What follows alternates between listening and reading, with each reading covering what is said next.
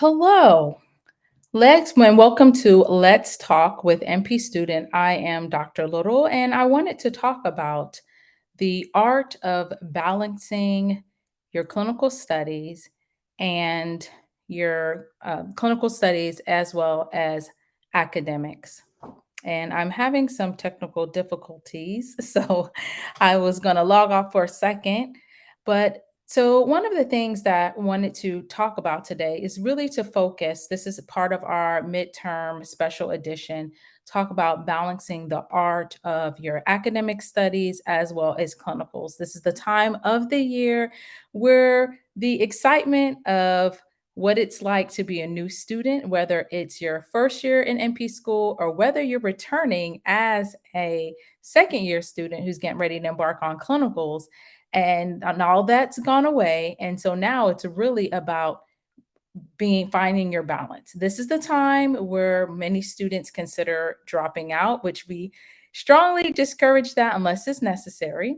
And we're here to support you with that. This is a time where you have a full understanding of the direction of where you're going as far as the coursework.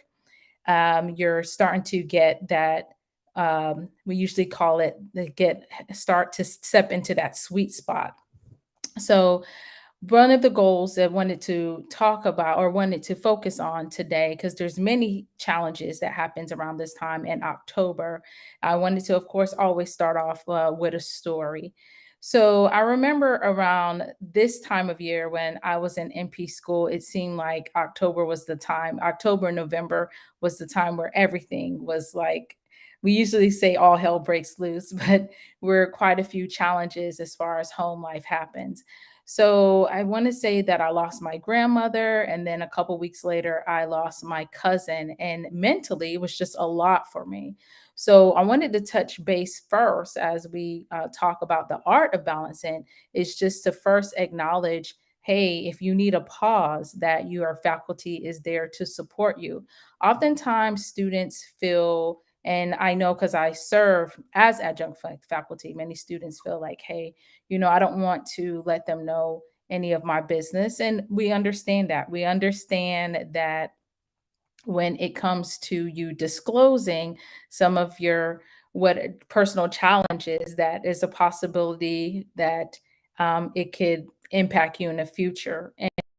We've just seen that. So personally, we've seen it where we've become vulnerable and an instructor starts treating us different for the remainder of the semester or the remainder of time in the program. But I still encourage you to share. You may not have to go as much into depth as in how the person had passed and my situation and so forth. But if you need a break, this is a time where you sit down and you look at what's going on in your life. So I always tell people to there's an actual pyramid, not pyramid, but a s- an activity that you could do where you delegate as far as the things that's going on in your life. Can you be able to do this activity? Is it too much? And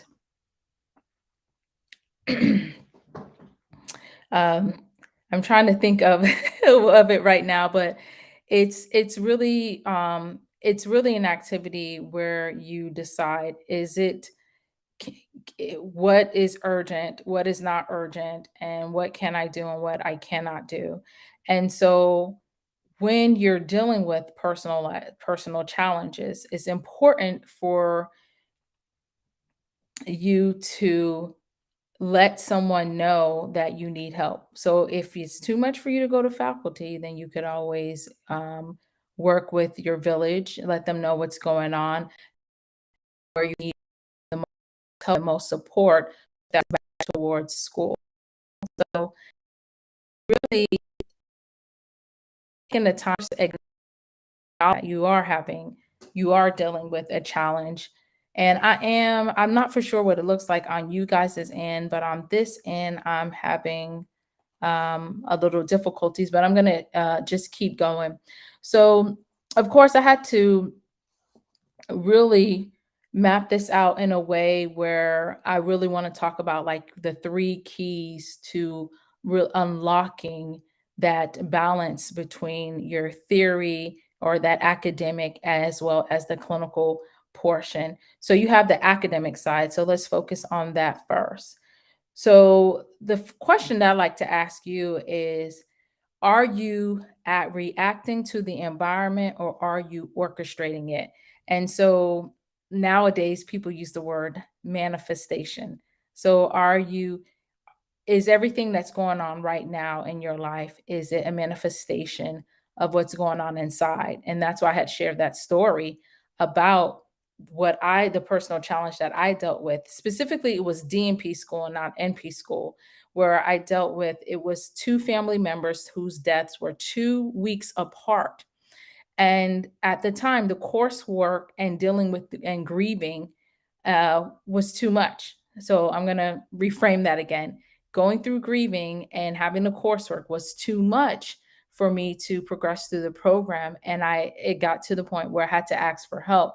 So the reason why you have to ask for help, because if you're struggling in the program, it is a reflection of what's going on internally. One thing about MP student, when we say we keep you updated with every aspect of your life in and out of school, that is what we're talking about as far as you having making sure that in the 7 areas of your life, because MP school is only one aspect, that you have things harmonized. So it won't be balanced because certain things will not receive the attention that it needs while you are in NP school. So it's important to acknowledge that first. So that's why the first key to unlocking that the balance for academic and the clinical setting is first acknowledging what's going on in your life. Is your life or are pardon me, are the conditions in your life fitting for you to move forward with the program? So this is the time where, of course, as midterms, you're able to with most people, if they need it, they're able to drop. And I know many people are thinking like, okay, Doc P, why would you recommend dropping at this time? And I feel like it's better to, if not drop, you can ask your faculty if you could take I say take a pause, but there's other terms for it, because you want to be able to move forward and the confidence, and you have of clarity. So that's why the question you should ask yourself, are you creating, like, is the environment that you have, are you being reactive to it or are you creating it? The next question that I have is, how can you convert your academic challenge into stepping stones for your clinical excellence? So again, this I feel like this talk is more geared towards the second year NP students, mainly because they're the ones who are segueing into clinical. So for first year NP students, you can continue to watch to get the information that you need, and and put it up for later. But I still think this is applicable, because if you're not doing well in your theory classes, which is advanced patho, advanced pharm, um, and physiology, and at this time, I mean, it's just first semester, so you may not have all three, but if you're not able to do well in patho, then there's a possibility you may not the next semester. So those are things that you have to think about on the academic side. Okay, again, back on the clinical side, it's really about making sure you create a connection. So what happens is when you do clinicals or preceptorship, it's just the application of what you're learning in theory. So application of what you're learning in theory is basically saying, say with diabetes, you learn all of the clinical manifestations of what diabetes will look like. You learn the as far as not just the presentation, but the diagnostic, but also that patho part of what's going on with the body, like in depth, that causes it to manifest that way. Why is there an imbalance? What's going on with the pancreas? Um, and so forth. So I say that because now it's about applying what you learn in theory into practice, and that takes time. That's why I encourage students to bring a notebook.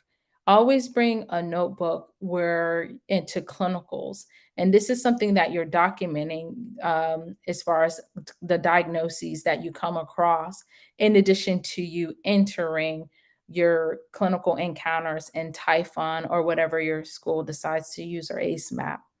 And so what happens is when you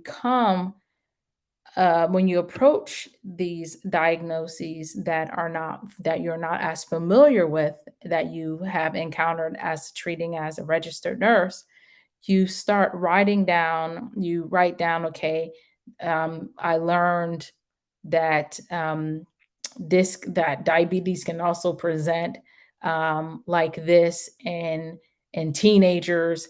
Right now I'm just saying hypothetical, but you say that, and what you do is you go back later and look up how you can go about treating that condition. So just wanted to just mention with that part. So the next thing is, for the third one, is the art of balance. And I started that kind of somewhat in the beginning, with saying how the art that you're truly not balancing everything while you're in NP school, that it's a harmony, many things you're not able to do. And the activity that I could not remember is called the life matrix. That's something that I share with many of the students that come across our platform, and the importance of doing a life matrix. And I believe it was developed by Dwight Eisenhower, where you start putting things in its place, as far as certain types of activities in your life that can be delegated, like maybe cleaning your home. You could hire a helper. And if you're doing that, if you have those certain types of home responsibilities or those tasks, if they're delegated, you can better focus on your academics and clinicals. And case in point, when I was in NP school, at the time I was married, and my daughter, I believe she was like 3 or 4. So my spouse, we him and I, we sat down, and it was something that I really, really had to to push a lot, and I encourage you to do that, to have a weekly meeting. So sit down, have a weekly meeting, and if you don't have a weekly meeting, most times I had to send him things in calendars and do things in a text. You have to do certain types of activities that involve the people in your community, to really just encourage them or rally them up to support you as you continue in this program. So you do those things so you're able to focus on your academics as well as clinicals. Why? Because you're going to clinicals in the day or mid afternoon, but you may also be working at the same time. So, again, the balance comes in where, again, I have art of balance, but the harmonizing of it, it comes where you also reach out to your employers. Now, one of the things that we do encourage is for students to do this very early. These are activities that you should be doing before you even start your program, getting your boss involved. And I know, again, I know what it's like in nursing. I understand that most individuals feel like, hey, if I put too many people in my business, and I have to acknowledge that, and because I used to have that belief. And so it's important, and I'm kind of digressing a bit here. It's important that you get rid of that belief, and get rid of, as in, you can't just throw it away. What you have to do naturally is say something else to replace that belief. So it gets to the point where, when I was in school, and I was transparent with my supervisor that I was getting ready to segue into clinicals, and she was not supportive, like I thought she would have been, as far as with my progression. She even asked me, "Hey, are you sure you want to be a nurse practitioner?" Absolutely. If I've already completed a year in the program, year and a half of the program, so this is something that I'm going to continue to move forward with until I'm complete. And then she was shocked that I had was that far in the program. So of course that part I kept very private. I didn't give too much details. I mean, sometimes it's not really necessary. If it's not interfering with your work, why tell them? If it's not interfering with as far as the productivity, I don't that part, I don't think you should include them. But where I do think you should include them is where you get ready to have a change, where there's a possibility that your schedule may have to adjust for you to do clinicals, or your position may have to adjust for you to do clinicals. And that's where you make sure that you let them know those changes. And it's not per se that you're asking them permission. It's more so that you're asking them, can you work with me with a change in my schedule, because I am finishing up the this program. I'm getting ready to do clinicals. One of the things that I've noticed a lot in the schools is not per se that the students were fully struggling with academia or the or balancing that with clinical. It was balancing the work and home life. And so that's why I wanted to finish off with that, with the art of balancing. There's truly not too much of an art of balancing, because out of the 7 aspects of life, certain things are not going to be addressed. It's all about harmony, and that's where we encourage you to do the life matrix. What can you delegate? What's urgent? What's important? What's non-urgent? So those are the 4 boxes in the life matrix that I had mentioned earlier. And for those who are joining us again, we're talking about like 3 keys to really unlocking how you can balance clinical and academics while you're in NP school. This is part of our midterm edition we're kicking off starting with me. And then next week, we'll go back and talking about the financial aspect. But getting back to those 3 points, you have as far as the academia, the theory portion.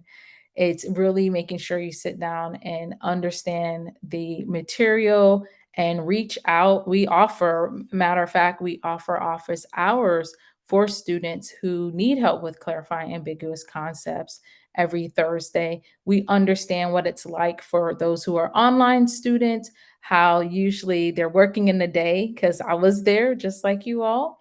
And you need support usually after hours, because that's after you have tend to your partner, your spouse, your children, your dog, or your fish. So, whatever it is that you had to tend to. And then now it's your time to focus on what you need to do as far as the theory portion. Okay, so then it's application, the theory, applying that to practice, to clinical practice. And it's that's where you put all the pieces together. Usually that's where the patient presents, you do an assessment, and you are thinking, yes, you're thinking these clinical manifestations. And yes, you are making sure that you don't miss anything. But the patients, you have to understand, they don't always present as textbook. But I shared a lot, and I hope this information was very valuable to you. Shared quite a bit of stories. Oh, I didn't finish the story. Sometimes I start these stories and don't finish them off. But what ended up happening with the supervisor that I had reached out to and said, "Hey, I would like to adjust my schedule and actually step out of my role so I can finish NP school." She wasn't as supportive. And so, unfortunately, I had to resign from that position. So, these are the tough things that you may have to face while you're trying to finish up the program.